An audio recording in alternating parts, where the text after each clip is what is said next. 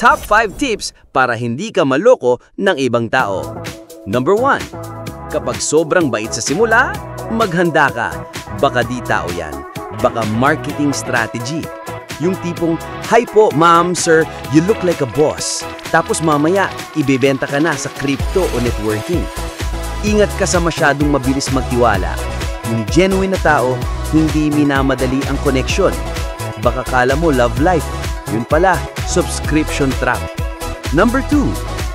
Kung gusto nilang utangin agad kahit di mo pa nga birthday, alerto ka na dapat. Huwag kang maging soft heart na walang boundary.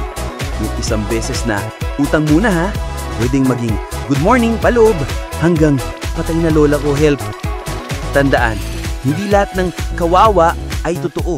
Minsan, acting lang na may luha on demand. Number 3. Observe their actions, not their kwento. Baka kasi, Oscar-winning actress lang sila. Ang galing magkwento, daming pangarap, laging may tragic backstory, pero pag may utang, biglang nawawala sa radar. Ang tunay na tao, consistent sa gawa, hindi lang sa drama.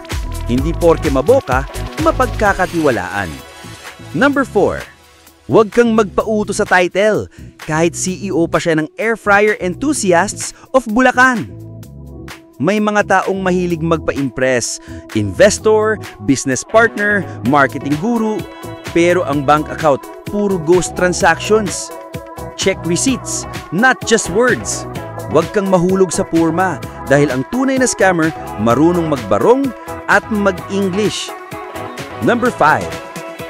Kapag ramdam mong may mali, pero pilit mong lulunok, edi ikaw na ang niluto.